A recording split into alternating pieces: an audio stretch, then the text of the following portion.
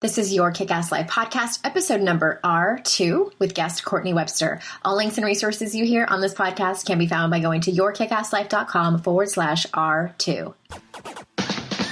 This is the Your Kick-Ass Life podcast with Andrea Owen, a no BS guide to self-help and badassery.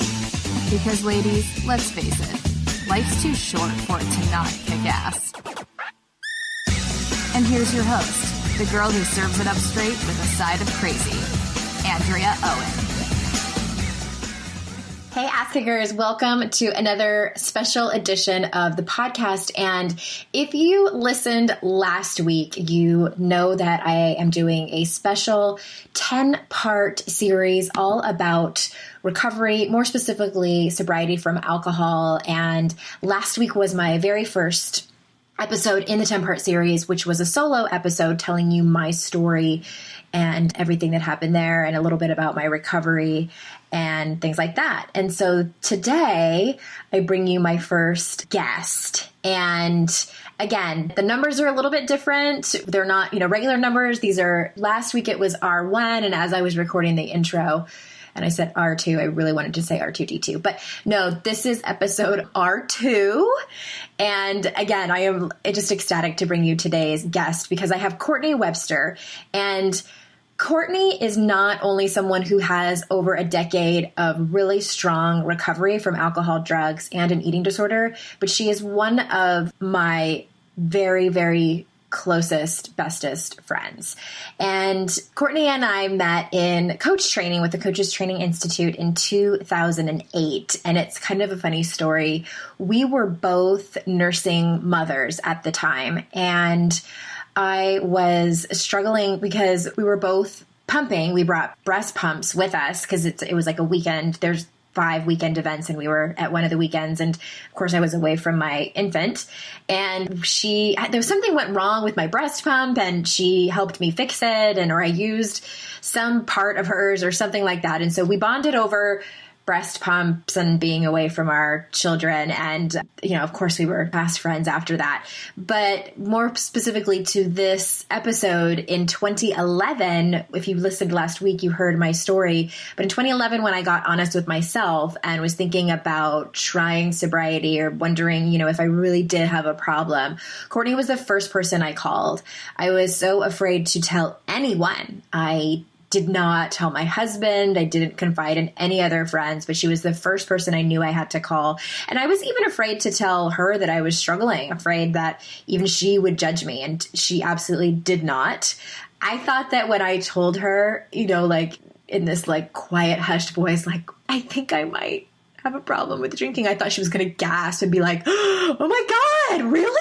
She didn't. It was very non-dramatic. She let me talk about it, tell her what I was feeling, and told me that if I wasn't 100% sure I had a problem with drinking, then maybe I could try to quit for 30 days and see what happened. And you'll hear us talk more about that whole concept in the interview. And when I went through it, it was very telling. And, if you listen to the rest of the episode, we'll talk more about that. I could read you her professional bio. I have it here, but if you want to read her professional bio, she has lots of credentials and awards and accolades and certifications and all of those things.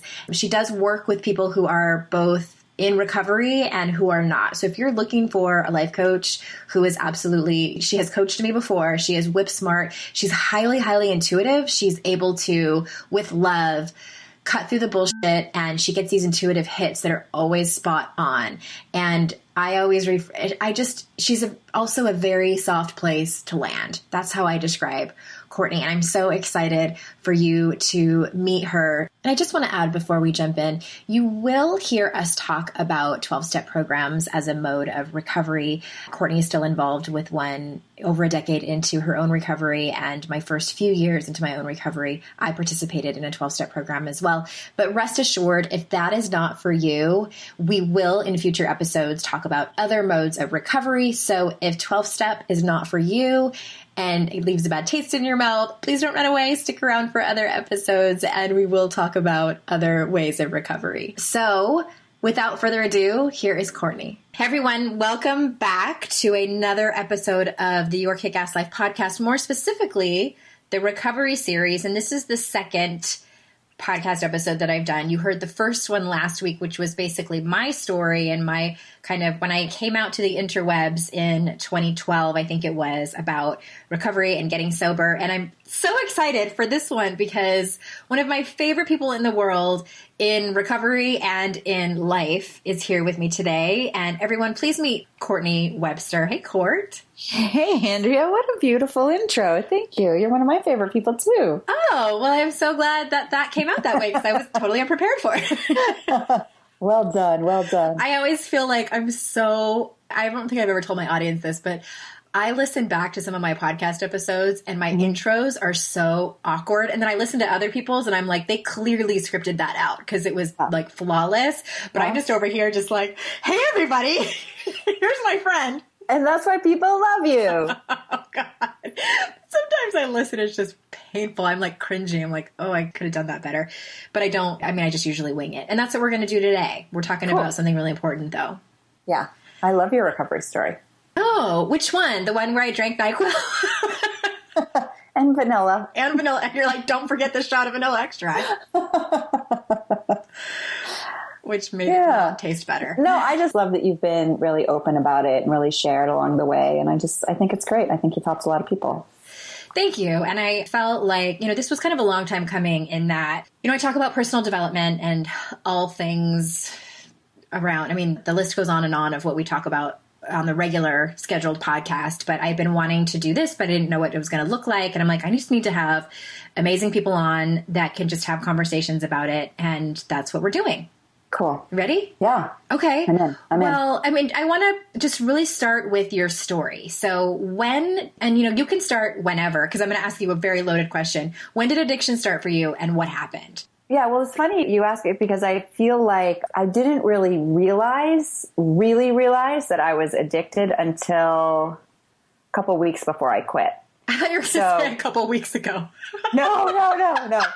And I think that it started when I kind of look back at it, I kind of identified books as my first addiction. Like they were my first escape. And I felt awkward when I was little. I didn't, my sister would run up the street and play with all the kids and was really social. And I just felt kind of awkward. I would just read. And so I would just go to the library and literally take out the maximum I was allowed to. So it was like 11 books and I went through all the young adult and then I was reading adult and I would just climb into books. That was my escape.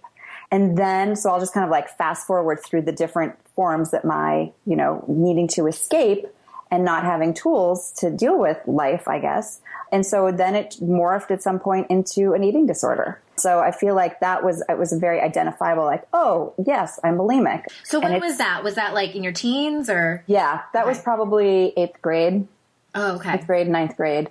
And then that lasted for a really long time. That actually lasted, I was in and out of it. I actually went to therapy about it. So anyway, so it was super high achieving, right? So everything looked good on the outside. And that was kind of a theme through all of it. All of my addictions were always very under the radar. Nobody knew that I was bulimic. And I had, high achieved, did great in school and graduated, had a great job. I was in and out of the bulimia. And I can look back now and go, oh yeah, I'm allergic to alcohol because when I would drink, I would try and control it because I didn't want to get in trouble. So I still had that whole like eating disorder, like perfect, good little girl, like control. I never let myself get too crazy with it, but I was always very involved in what other people were drinking. Like I was on the Students Against Driving Drunk committee, SAD. Oh my God. I started it at my school. I did a movie, what's it called? Like a short film? Yeah, it was a documentary about people who had killed people. We went into a prison. I mean, I was involved. And I was always involved in making sure people didn't drive and drink and, Oh, you were part of the Just Say No era, probably. Yeah, it was. I mean, maybe even before, but it was weird though. I was always involved in it, instead of just walking away, I was just in it. So anyway, I guess to kind of fast forward to where addiction kind of brought me is when I stopped working, and because I just kind of needed to take a break, and I'd had all this great success, and I left this job. And part of it was I felt like I needed to be really coming to terms with whatever the eating disorder had been and what was underneath that, and really, discovering myself, because I'd been on a fast track all through high school, college. So there came a point when you knew that your eating disorder was not good for you and you needed to heal yourself? Yeah. Okay. Yeah. I was working. I was I was doing great work. I was like top salesperson. I had plaques on my wall, classic overachieving, totally defined by outside validation. And it just stopped working. And so I got into therapy, and I remember going into the therapist and saying, I had my little silk suit on and I had my day timer, and I sat there and I was like, so how long is this going to take? And she said, well, as classically, she was like, well, it takes what it takes. And I was like, well, yes, but typically in your experience, what would you, and I really wanted to map it out on my calendar. Okay, I'm starting therapy here. It will end here and we will be done. And it wasn't, it kind of expanded, and I got more into healing a bunch of stuff. And I ended up leaving that job, starting a new career. And while I was kind of in this limbo, I decided, first of all, I got put on antidepressants because I was suicidal, because I was kind of going through a nervous breakdown. So let's just paint the whole picture. I left that job because I needed to take a break, wanted to find myself, but I was also having a little bit of a nervous breakdown. So they said, you know what, if you're having suicidal thoughts, you really need to be on medication. So I took some medication, and I was kind of freaked out about doing it because I thought, there has been some addiction in some parts of my family, and I just really identified taking any drug with addiction, and I didn't want to do that. And I didn't really identify an eating disorder with addiction. That was totally separate. So I started taking the antidepressant, and within 10 days, I had gotten some crystal meth from a friend, because I just wanted to lose 10 pounds, because I thought I could just trying to handle, I thought if I could just lose 10 pounds, I could deal with everything else. Mm-hmm. So I kind of point to that, that's where I feel like it kind of took on a life of its own, because that's pretty extreme, So did you, this is so fascinating to me. So did you think, looking back, did you think as soon as I lose the 10 pounds, then I will stop? Yeah. Okay, yeah. So it seems reasonable enough. It was really reasonable. I was just and I just wanted to handle, I was going through this, whatever, discovery and healing and digging in the whatever, and just trying to, feel better. And I just looking thought for a solution, it sounds like. Yeah, yeah. And so it's interesting. I went back to, I just took that eating disorder and put it in another place. Mm-hmm. So I started doing that, and I only did very small amounts. It was very controlled. It was very measured, and nobody knew. And I was really using it thinking it was a diet aid. Mm-hmm. And so, but what I could do is I could drink more. If anybody has ever been on stimulants and you are drinking, you can usually get away with a lot more. And so I just started drinking more, and I had never been able to drink very much because I didn't want to lose control. And I also would get bad hangovers. So now all of a sudden I can drink kind of with impunity. So I'm drinking more. All of a sudden I'm like, oh, and I remember I would just clean my apartment and have a bottle of wine. It was great. Mm-hmm. And I started to actually look at, because it didn't really affect me so much because I was on the speed, I just looked at alcohol as just a beverage. I didn't think of it as something I was drinking to get drunk or get buzzed. I really just even thought of beers as sodas. I didn't even think that it was affecting me. It was really kind of a warped sense, but I had no idea. And I was someone who was smart. I was self-aware. I had been in therapy. I, considered myself spiritual. And I just had this real denial around the whole thing. What happened was I kept doing that. So it started out, I just wanted to lose 10 pounds. And 7, almost 8 years later, I was still doing it. Mm-hmm. And still nobody knew. I had, come out of the nervous breakdown, had found a new career, had good success in a new career, had ridiculous success in even another. I got on a TV show. I was like, oh my God, I felt like I was living the dream. Yeah, you're a superstar. Right? Basic cable superstar. and it was awesome. And I was still doing it. And I was in a total denial. I really did not think that it was a problem. I was drinking all day. I was pretty much drinking all day, every day. By the end, for sure. I would go to work when I was on that TV show. I would go to work and I would have, a Fresca. They would get me a mug they would come to me, what do you want to drink this morning? I was like, oh, Fresca would be great, or Gatorade. And then I would take it to my dressing room and I would put vodka in it. Mm-hmm. So no one knew like that you were using meth and drinking, like you covered it up that well? Yeah. Wow. Yeah. That had to have been, like, was it difficult to hide or were you trying to hide it? Yeah. I mean, on some level, I knew that, smoking crystal meth is not like what good girls do. And at that point, I was definitely addicted to that because it's even hard to say out loud, Andrea. Like, I can't believe I just said that out loud because it is so outside the realm of norm. And I almost feel like, oh, well, I've kind of like ruined this podcast for you because like, who of your people are smoking crystal meth? This episode is over. Right. But you know what? I mean, I think that it's important that I think that we use all kinds of things and we just kind of pretend it's not what it is. Like I was like, that's not really, it's just me trying to control my weight, or it's, the level of denial was so extreme that I did not. And when I would have moments of because I was doing it and functioning, nobody knew, and I kept it a secret. I was keeping it a secret from other people. And I think I was really keeping it a secret from myself. And I think that is a part that even if someone's listening to this and they're like, well, I don't have a problem, I'm not doing that. It's like, where are you not telling the truth to yourself? Where are you hiding it from yourself? I think that's a part of, addiction that we can, when we get into recovery, we can really relate to is like, wow, I was in super denial about that. And the thing about denial, I'll just say this, is I used to think denial was when you saw something in the corner and you were like, I'm just going to pretend it's not there. I thought that was denial. I'm just not going to talk about it. I'm not going to think about it. But you had actually seen it and you are now choosing not to. I thought that's what denial was. I didn't know that there was this other, and sometimes it is, I didn't know there was this other level of denial of really, truly not seeing or knowing that thing's in the corner. And that thing was my, doing drugs and drinking every day.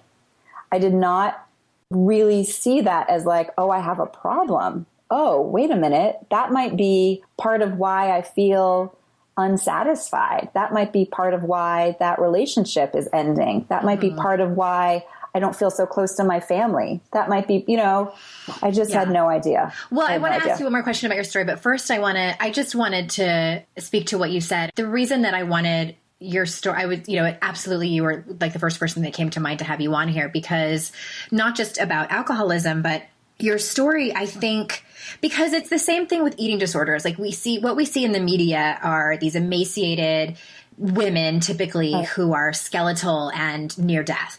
Well, I think it's the same thing with crystal meth, is that we see these people who have used so much that their physical person is just deteriorating. And, it's like really, even like the women in Orange is the New Black, it's like the stringy hair and, and it's like, and that wasn't you. I think it's important to tell stories like this of people using drugs like crystal meth where it's hideable. And I think that like the better people get at it, for addicts, like the better we get at hiding it, I think that it's just such a full-time job to hide it. And it's that whole concept of when your insides don't match your outsides. And I think that for some people who really go to that low bottom where they are physically deteriorated or their life is a complete shit show, when they do decide to get help, or when someone says like, hey, do you need help? I think that you're in trouble.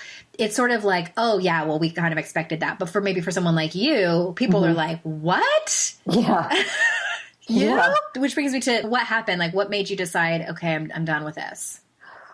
Well, I didn't think I had an issue with alcohol at all. At all. Well, that's not true. There was one moment, like there's these like glimmers, right? So I don't know if anybody listening who is like, maybe like you get these flashes. I don't know if this happened for you, but I had this flash one time. I was pouring vodka into a water bottle, pouring it into my Gatorade. And I was doing it in my kitchen. It was early morning before going to work. And I just had this thought of, oh, I hope this isn't a story I'm telling from the podium one day. And I just remember it and then going like, oh, no. Yeah. And I knew like the podium because I had, been to some AA meetings to support some family members. And so I knew kind of about it. And I remember a woman I knew who said, oh, by the end, I was only drinking vodka. And I just remember, and I think she said that was all she had in her fridge was just like vodka in her freezer. There was something about it and I just shut it out. Right. Mm-hmm. So I did a little research on quitting crystal meth because I knew that was something I wanted to, get married, have a family. And I knew that really, really wasn't part of that. And so I did research on it, and I, like a true tweaker, I created a binder, and I truly did.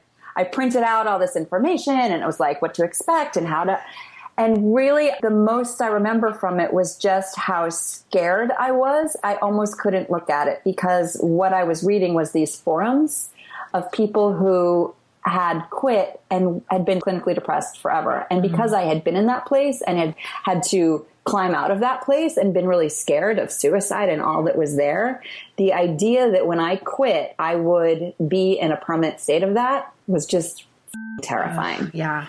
What happened was I'd been in a relationship for almost 4 years with this guy who did not know that I was, going the other room and smoking crystal meth. I was he wasn't Nancy Drew, but I wasn't hiding at that, but he broke up with me.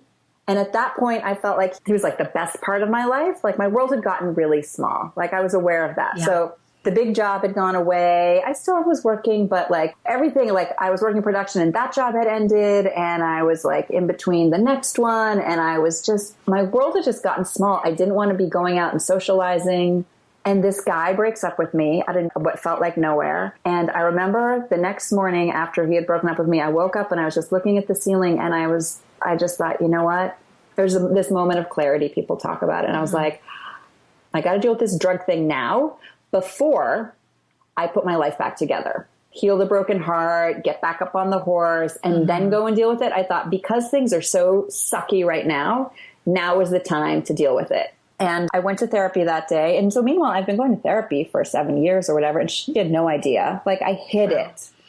And so I told her and she just was like, oh, I think it kind of clarified some things for her. Mm-hmm. And she suggested that I was going away for Thanksgiving the next day. And when she said, when you come back, you're going to want to probably go to some of those 12-step meetings. And I was like, what? Me? I did not want to do that. What were you insulted or did you think she was going to have a different solution? It actually surprised me. And what's crazy is I had, someone really close in my family I'd seen get sober and I had, watched him change his life and I had, show up as a different person with me. And I had been to meetings and had given him, a cake for, celebrate a year of sobriety. So I saw what changes could happen for somebody and it looked great. I was glad he was doing it, but I don't know. It just was so shocking that I said, really? Because I guess I was identifying it. I thought that I could now use all my self-determination and discipline and my willpower. Yeah. Yeah. That now I could, because I had made my way and I had self-will. I had been very reliant on myself and made things happen. And, that I was now going to turn all of that force of will to stopping doing drugs. I didn't know what that was going to look like. But I thought that was what I was going to do. And so when she said a 12-step meeting, I was just like, what? I can relate to that because I don't know if you remember, but when I first got sober and I think I was already in a 12-step program and I talked to you and I was like, I'm a life coach. I've done so much work and, I've done this and I've done that. I don't know if this is really going to help me. And you were like, well, you might want to just try it. And good luck with that ego head of yours when you walk through the door because you might get stuck. No, you didn't say that. But I don't know if that's how you felt, but I kind of felt I've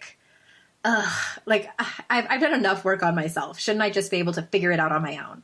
Yeah. I guess it felt scary. I don't know. I think I identified that's what other people did. That helped other people, but I was just going to be able to figure this out on my own. And I had really isolated myself. So no wonder I just wanted to do it by myself. It wasn't I was great, let's go around a lot of people and share what's going on. Forget it. But I did. Actually, the good news is I felt so crappy about how much I felt like I had cratered my life. I was not loving my career. I did not feel super successful. My relationship had ended. I wanted to lose 10 pounds, if you can believe that. That damn 10 pounds. Hanging around. Ruining your life. Things were kind of in shambles. I had never gotten a DUI. No one had ever said, Court, I think you've had enough. No one had ever said that to me. I still had my apartment. I still had my nice car. Like everything on the outside still kind of looked okay. But inside, my world was small. I was miserable. And first, the thing that happened, and I kind of want to share this part, is tell the truth. Just like I told the truth to, I'm just going to say it's my dad. He told me I could, he's like, you can tell anybody.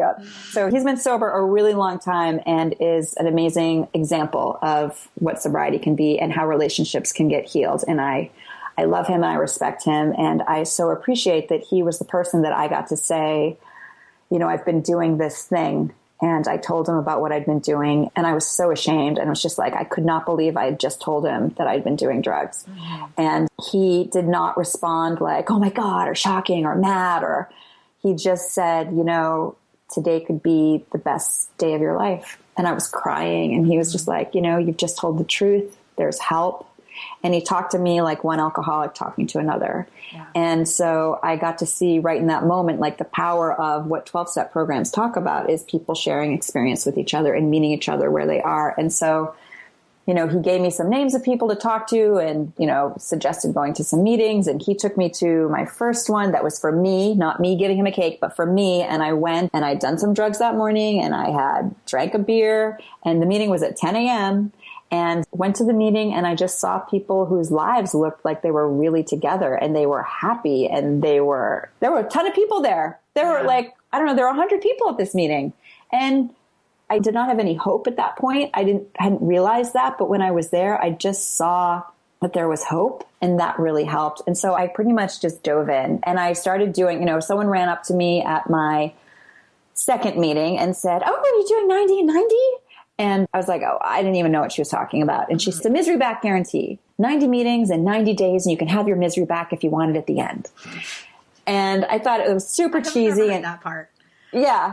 And, but you know what? It caught my attention. Yeah. It was super cheesy. She was super perky. And I was just like, what? I mean, I was still detoxing, you know? So, but here's what was crazy is like, I didn't go to rehab. I didn't get any kind of like detox. I mean, it's just kind of a miracle that I was able to stop. So what happened was I picked a day that I was going to stop. I went to that meeting with my dad and I was like, okay, today's the day. It's Sunday and I'm done. And then tomorrow I'm starting sobriety, whatever that looks like. And the next morning I had this little water bottle that had sake in it. Mm-hmm. And I'm so glad I had this experience because you know how I said no one ever said like you should lay off or I'd never tried to quit or never tried to moderate but that morning was supposed to be the day I was starting sobriety, and I couldn't not drink that sake in the water bottle. Mm-hmm. And so if I ever try and tell myself now, like, well, you know, maybe you could moderate, maybe you could. Like for me, I'm like, you know what? I have had that experience of not being able to say no.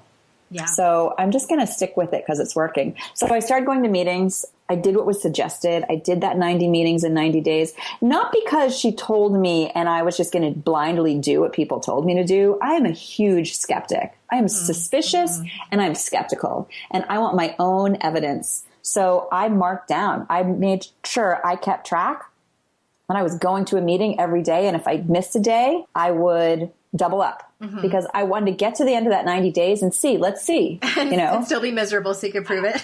Yeah, I could prove it or not. Right. Yeah. And it ended up, I wasn't, I had like made connections. I had made friends. I felt better about myself. I hadn't drank or used I mean, it really is a miracle that besides that first day of Monday, when I said I was going to quit and didn't, the next morning, Tuesday, I haven't had a drink or a drug since then. Mm-hmm. And that just feels miraculous to me. And that feels like, I mean, it's kind of a relief to me. Like, here's the thing. I always want relief. Like, I wanted relief. I wanted to get into the books for relief. I got, you know, my eating disorder gave me relief from whatever the things were that I didn't have tools to deal with. And I feel like when I got sober, I got relief from so much of that, you know, the secrets and, you know, just trying to maintain. And the big relief is that I didn't have to do it all by myself. Yeah. Which you wanted to do. Which I initially thought I wanted to do. Mm-hmm. I feel like it would have been safer and I could have managed it and I could have controlled it. And the fact is, like, the fact that I get to, you know, call on a spiritual connection to help me with stuff. And I was not that person. Like, I was spiritual, like, put it out in the universe. And, you know, I was that kind of spiritual. If someone had said God to me, I wanted to punch them in the face. Mm-hmm. If somebody's saying, you know, let go and let God, or if it's God's will, I truly, Andrea, I think I've told you this, like, I wanted to punch them mm-hmm. because I just thought, I have had to make things happen in my life. It's not about God. I don't even know what you're talking about. And it just felt like a cop out. And it was something I don't know. I didn't like it. I went to 12-step meetings and I just did what was suggested. And I really tried to make it my own, right? I wasn't like, oh, they're saying God, so I need to be freaked out about this God that makes me mad. It's like, how can I make it work for me? Mm-hmm. And it's been pretty great. I mean, I feel like I've got this really great life, and I feel like I have tools that I did not have before. So the same stuff, like life happens, and I got tools in recovery that helped me deal with the stuff that I would have wanted to drink or use over. Thanks, Courtney. You're welcome. Does anyone else want to share?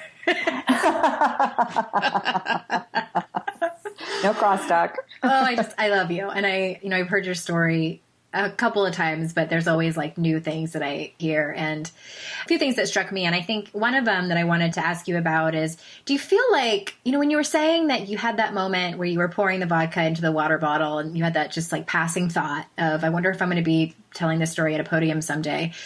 And I had similar moments like that too, where it was like, you know, as I was pouring wine into an empty Diet Coke can to go to the park to play with my kids, or pouring wine into a mug because it was 2:00 in the afternoon and I didn't want my mom to know that I was drinking that early, and thinking, like, for me, the passing thought was, I don't think that this is what healthy drinkers and like normal, responsible drinkers do.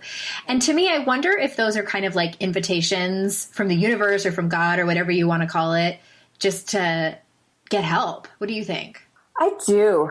I think that it's definitely when we have those questions, I don't think that quote unquote normies, I don't think that people that are not having some kind of addictive stuff or problem drinking happening ask those questions because they're not doing those things. Right. You know, I really believe that if somebody is thinking, do I have an issue with alcohol? Check it out. Check it out. Because you might. And I don't know, I don't mean to scare people off, but most people who don't have an issue don't ask themselves that question. Right. You know? Right. Or they're in severe denial still. Yes. Which is alive and well. Yeah. Just for people listening, you've never heard the term normie, like Courtney was saying, like that's who we refer to, people who don't have any problem with, basically with addiction, but more specifically with drinking.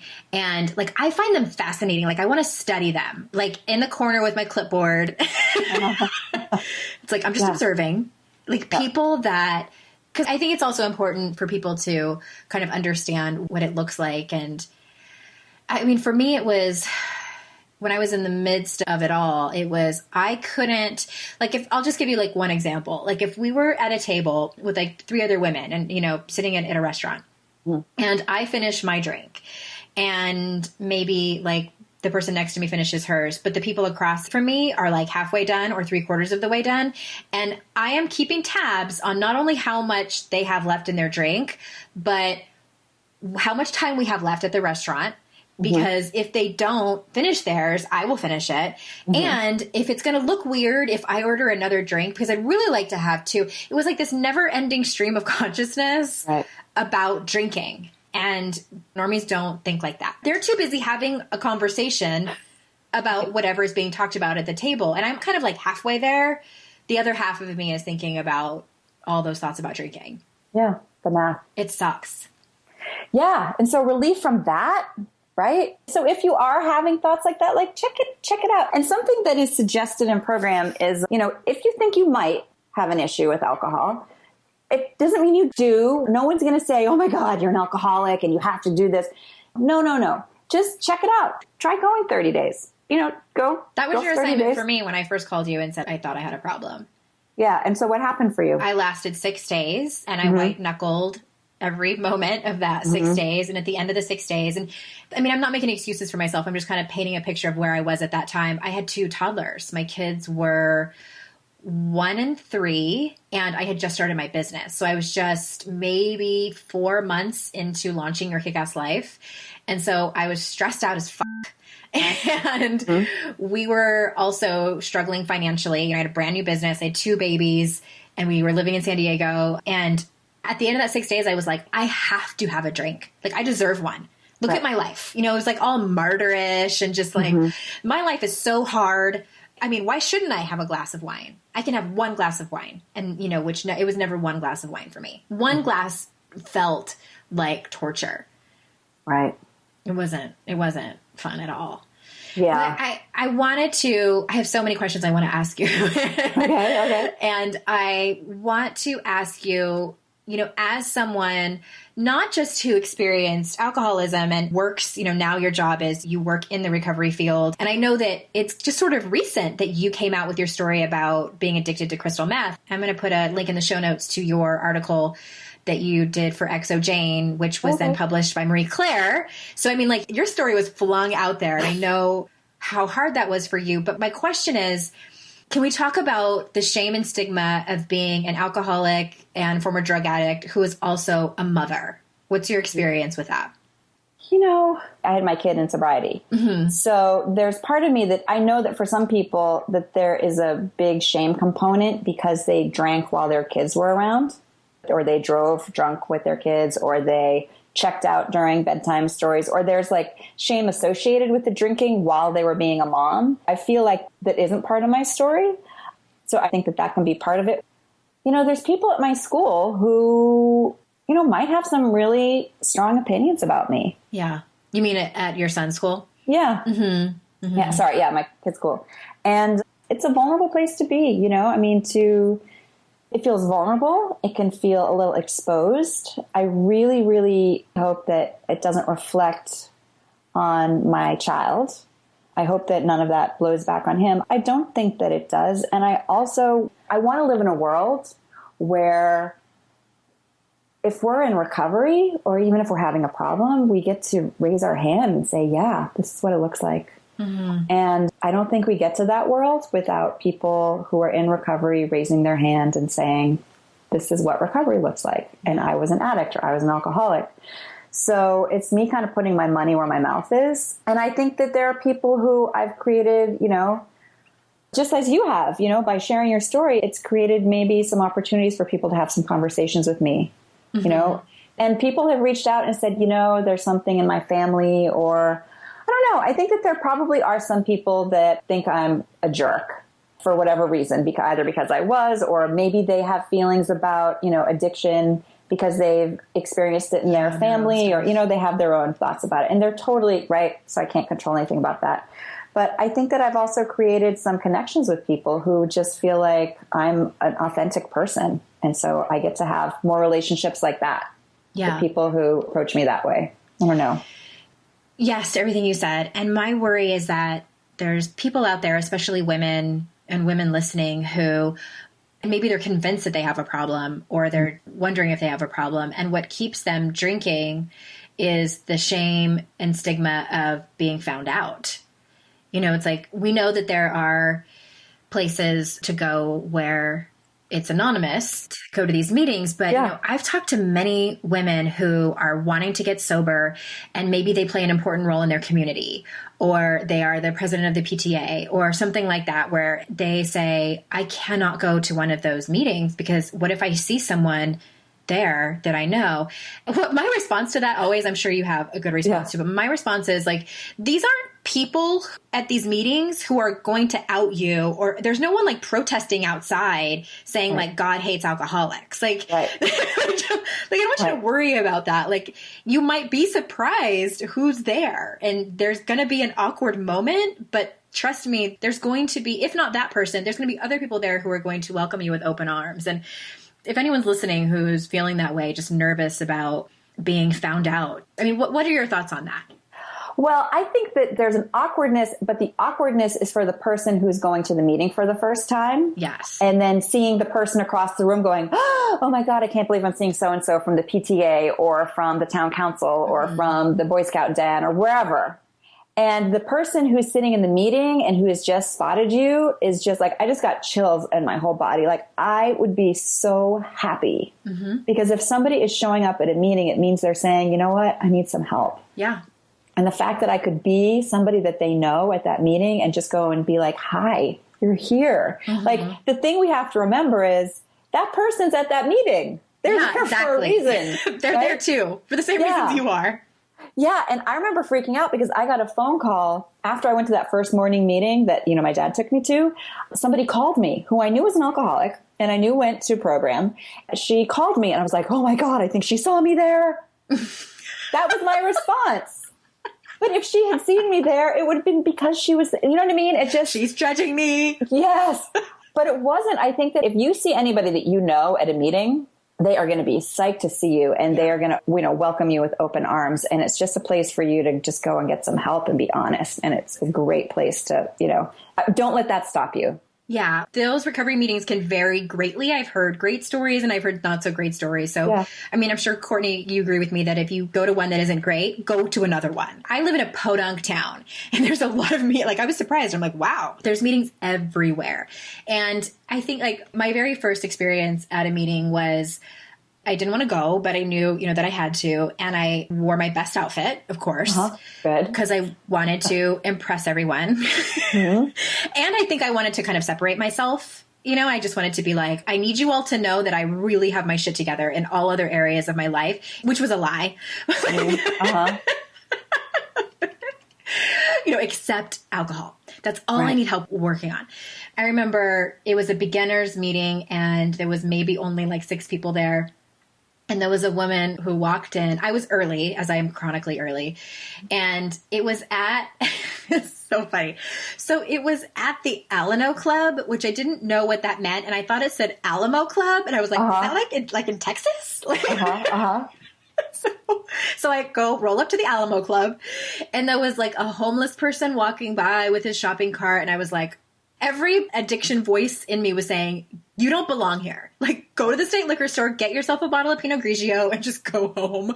Right. And I didn't. I stayed and I sat down and everybody knew each other. So I was feeling so all this evidence that I should not be there. Everybody knows each other, right. And I felt like it was, walking to a gym where everyone's doing step class and which has happened to me and everybody knows the whole routine. Right.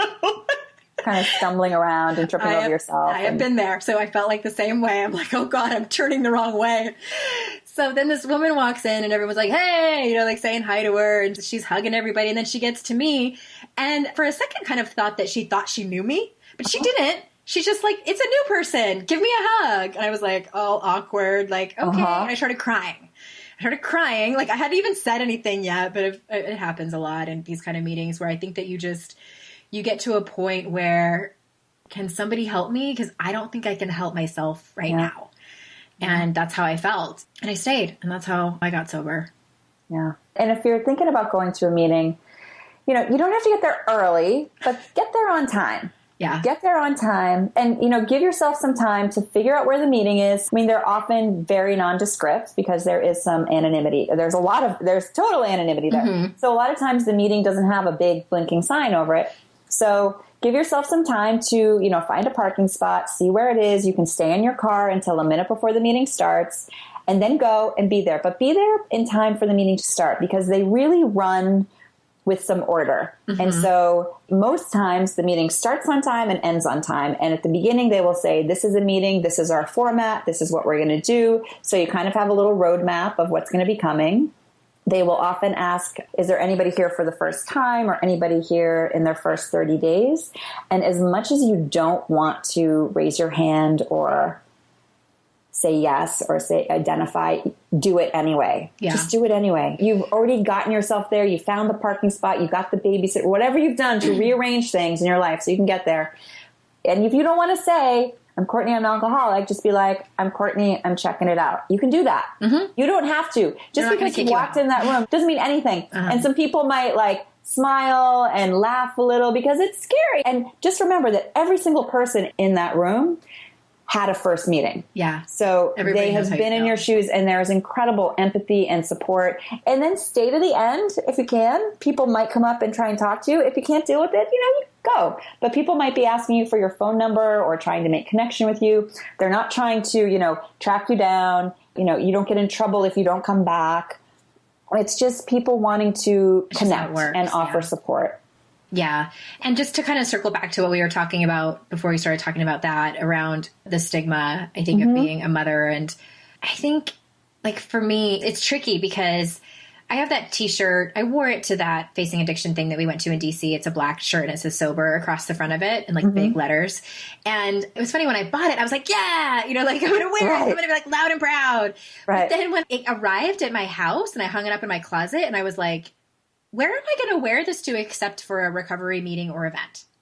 Right. Because to be completely honest, I don't think I want to roll up to a PTA meeting wearing this. Like living in the South, especially, I think maybe if I was still in Southern California, I might feel a little bit differently. I might not, actually, probably not. But it just, there's still a part of me that doesn't want people to know because, and I think it's part of our culture of like, good moms aren't alcoholics. And I think that it's a barrier for some, but I can tell you this with the utmost honesty is that, like you were saying, like once we start telling the truth, whether it's to a group of other alcoholics at a recovery meeting or like one friend that we trust or even, your therapist or even, start with yourself and the shame can start to dissipate. And as long as you're sharing it with the right person, and that's what I talk about a lot over here on the podcast, but I can guarantee you that you keeping it in and you feeling like an immense amount of shame around it is going to manifest more drinking. Yeah, because you're drinking for relief, right? Right. And because we deserve it. Oh, I deserve it. I mean, one of the reasons I didn't think I needed to go to meetings is because I was going to quit doing crystal meth. And Lord knows, who doesn't deserve a glass of wine if they're, quitting crystal meth is hard. Right. So I was going to deserve a glass of wine. So are you kidding me? I have to stop drinking? And here's the thing. I really was like, well, I don't need to go to those meetings. I'm not an alcoholic. I just want to stop doing this diet thing I've been doing. And the fact was, as I thought, wait a minute. And the person who called me that day and said, hey, but wasn't at the meeting when I told her what I was doing. And I said, I don't really know if I have an issue with alcohol. That's what she said to me. How about if you try it for 30 days? What happened was I noticed I have a real issue with the idea of not drinking. So if I'm having that strong a reaction to the idea of it, maybe there's something there. So maybe this is something to check out. If that idea really freaks you out, there might be something there. Yeah. I remember when I first got sober, I think it might have been like when I relapsed, what was that, like 4 months in? And you called it doing research. And you were like, well, you just needed to do that research. Yeah. That's it. I love that you call it that because I think it's all helpful. I mean, I hear people getting really down on themselves for relapsing, and I think it's all important. Not that I want someone to suffer and struggle like that, but you're building your path, really. And I mean, I needed that fall down on my face moment. And it taught me so many lessons about myself and really about the recovery path that I was on, which wasn't really working for me. And it allowed me to kind of like re-navigate and figure out a direction that worked better, kind of tweaking, and no pun intended with using the word tweaking. Right. I didn't even go there. But to kind of, for lack of a better word, to fix it. I have one more question for you before we wrap up, because I'm super curious about what your answer would be to what do you see as the barrier with people staying sober? Because like we always hear, getting sober is kind of the easy part. Staying sober is tricky. What do you think? What's the barrier to staying sober? Yeah. I think that sticking close to whatever you identify and what works as a recovery program for you. There's a saying, people who stop going to meetings stop hearing what happens to people who stop going to meetings. So when I'm at a meeting, I hear people coming back saying, you know what? I thought I had this. I had 2 years, 6 months, 20 years, and I just thought I had it. And I didn't stay close. And by staying close, I don't mean you have to go to a meeting every day. Like, there's one solid meeting that I absolutely go to if I'm in town every Saturday morning, and I don't miss it. It's awesome. So to me, keeping connected in that way is really important. And I've identified that like my recovery program is my medicine. And it's like, if I were diabetic, or if people who have cancer, then they have to take then tamoxifen or whatever the things are they take that are helping their body stay healthy. I think you need to be vigilant about your recovery program and don't think that, oh, you've got it. I mean, this is totally for me, because I think that there are some people who get sober, do whatever, and then they just go on, they're on their way and they never have an issue with it. For me, I know that I need to be reminded of the tools. I need to be reminded I'm not alone. I'd like to hear the stories. I love hearing the stories. I love hearing people just like rock it out in recovery. I feel like there's a tribe and I love being part of it. All my friends are not sober. I have friends who are sober, but that's not my whole world. I don't kind of like run my whole life around it. It's not like an all or nothing, but to find what is supportive to you. And I think this is the other part. Tell the truth. If you feel like that glass of wine that whoever at the table is having is looking really good to you, or you're kind of thinking about walking down the aisle where all the wine is, notice that. Because I do think that this is an addiction, a disease that lives on. We still have it. So it wants us, its solution to things is for us to be drinking or using or whatever the thing is that checks us out. So I guess it's kind of a bunch of different things, but keep using the tools, Notice when you're feeling like squirrely or mad or agitated and figure out some tools to get out of that, like work those tools. Because if we don't, we're going to get to a place. I feel like if I don't use those tools, I am going to get to a point where the best solution, the fastest solution for me to get some relief is going to be a glass of wine. To me to drink. Yeah. Just one. And I'm going to have a voice that at that point I will have kind of taken myself far enough away from the tribe that just one would be all right. Mm-hmm. And I just don't want to mess around with it. You know what I mean? I might be somebody who could go back and just have one, but I don't think I would. I think I would be doing the math that you talked about. Yeah. I would be like, well, I'm just having one, but it's Friday. Is that okay? Well, if I had one, it's Friday, now it's Saturday. Well, I'm just having one. I don't have room for that. Ugh. Like that's exhausting. It is exhausting. Yeah. I was on Terry Cole's podcast, and it was the first time she had ever told the story publicly. I was honored that I brought it out in her, and she's been sober for a long time, but I think it was, she said about 8 years prior, she had already been sober for like a decade. I'd have to go back and listen to it, but it was something about, she had kind of heard that voice of like, well, I could probably just have one. She was telling the story. I got goosebumps because I was like, it was like a train wreck I could see coming. Yeah. She's telling the story and she was like, then I decided to do an experiment. She was looking at the whole thing as an experiment. Like she had the tools and the expertise and the credentials to know, like she was kind of like watching the whole thing from the outside, to know that what she was doing was in service to, oh God, it was just, I'm listening to it and I'm just shaking my head thinking like, that could be me. It's like, I could see myself being all like smarty pants about it, Right. Like, watch me do this experiment where I start drinking screwdrivers at 9 a.m. And it got bad for her. And she had to pull herself back out. But I want to say she didn't tell anyone. I think that like that was part of her, obviously like the criteria she created. Right. I like that you said that. It's about telling the truth, because I know for me is telling my husband, and I've told him on a few occasions, because my husband's a normie. He actually chooses not to drink. Mm. And I've told him point blank, if I ever come to you and say, I think I'm going to moderate, like I think that I'm okay now, because he would believe me. Like I could convince him. Sure. Because he doesn't understand addiction. And so he'd be like, okay, Yeah. And I told him, like, if I ever tell you that, even if I'm very convincing, don't believe me. And, I should probably tell him, like, call Courtney. Yeah, we got to tell the truth. And here's the thing to consider.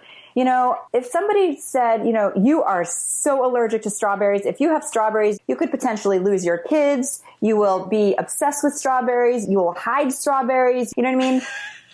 You would be like, I don't need strawberries. You know what I mean? Like, my life's fine. But then you find yourself like, So we do that with alcohol, right? And we're like, well, I think I'd be fine. I guess the point is, if I start to think, well, maybe just a glass would be fine, like ding, ding, ding, that's an issue. And this is the other part. If I think my life is going to get better with a glass of wine, I want to start tuning up my life, because I don't want to be relying on that. Like, I have so much freedom not having to look to a glass of wine or a bottle or whatever to have fun, have relief, feel better, it's just, there's freedom. There's freedom from it. Yeah, for me, it would be, remember that time we had so many strawberries and it was so fun? Let's do that again. Strawberries are natural. There's this end cap at the grocery store that I go to that has like refrigerated. It's like all the white wines. And it's at the end of the freezer section. So it's always like my last stop. We all have like our pattern that we follow at the grocery store. And then, I turn the corner and then go to check out. And maybe like a month ago or so, I didn't even notice it was there. And I happened to look over and notice it. And my eyes fell on my absolute favorite in the whole world brand of wine. Mm-hmm. And I know now exactly where it is in the cooler. It's like the top right corner, second shelf on the bottom. Uh-huh. And so I found myself like kind of like looking over at it. It's kind of, it's almost like a person that we have like a crush on who's like super hot. And you're like, oh, is it going to be there? It's like, there he is.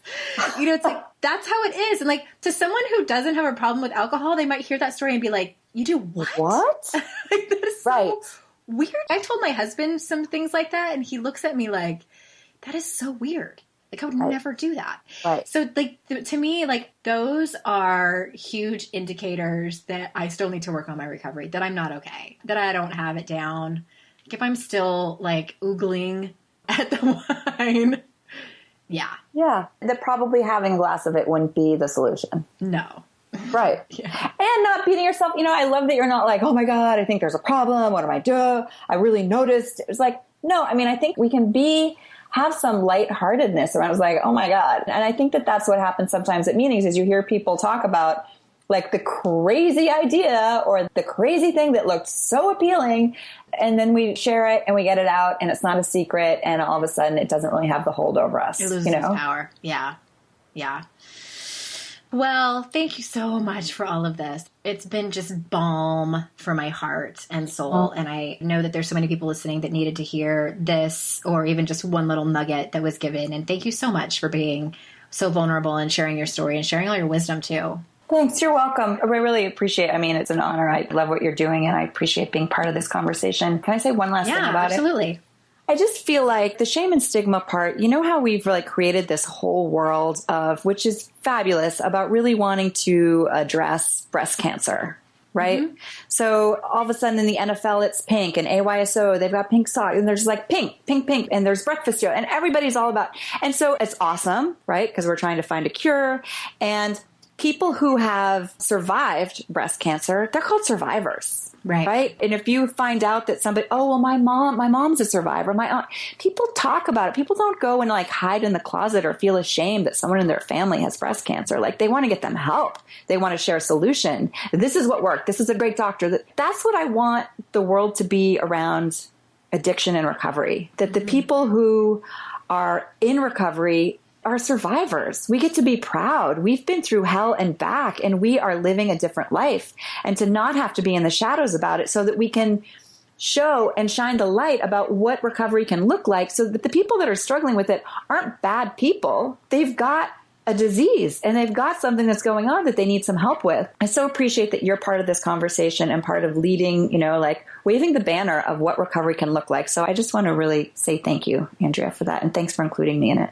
You're welcome. It's interesting. And I, of course, I agree with everything that you say. I'm definitely on that same wavelength of wanting that for recovery and people that are in long-term recovery. And I know, though, that there was a time, like in the very, very beginning, where I felt that shame and stigma, where I was like, am I going to have to talk about this publicly? Right. But it's like, if it was breast cancer, it would have been a different story. Not that I would have been like super excited that I had cancer, but It's a very different feeling, I think. Not that I have experienced the other, but I just remember that feeling of panic. And I know you were there with me where I was like, I think I need to tell my story. And, this is when I was coming up on a year of sobriety. And I was like, but I am terrified to do it.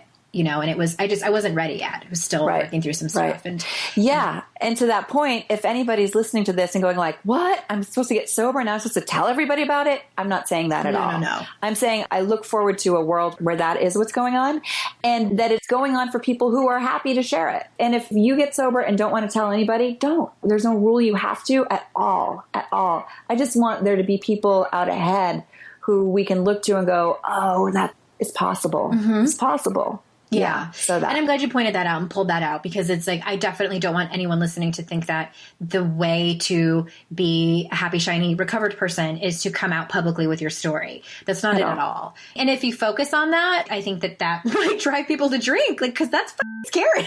Yeah. And if you think I'm going to have to go tell everybody, and I think that it's actually in recovery, there's a lot of they say, which was part of what I wanted to test, like the 90-day test and different tests. But they say that, in early recovery, like in the first 2 years, your project is getting sober, staying sober. Mm-hmm. You don't have to be carrying a banner, marching in, parades. You just do you. Mm-hmm. Take care of you and put your life back together in a way that feels good and strong. And then you can make any kind of decision after that. Yeah. I mean, because most people that do decide to get sober have been in an addiction for a long time. So it's going to take a minute to get to a place where you feel like you're on solid enough ground, if you choose to do so, to become an advocate and tell your story to more and more people. So yeah, or even just tell your neighbors, or even just when you're at the PTA meeting and everybody's, drinking wine. I don't always say, oh no, I don't, because I usually just say no. Mm-hmm. So even though I feel like I am an advocate and I have put my story out there, when I'm with a bunch of moms and they're, pouring drinks or we're going around the table ordering, I just order what I order. I don't say, oh, I'm an alcoholic or I don't drink. I just do my thing. Mm-hmm. So it's like sometimes it comes up, sometimes it doesn't. So there's that part too. Yeah. Will you come on again? Sure. Totally. Am I going to be part 3 too? Part 2. Yes. Et toi. Okay, well, before we go, tell everyone where they can find you, because you do work in recovery, and especially like if they're in the LA area. Are you taking one-on-one clients?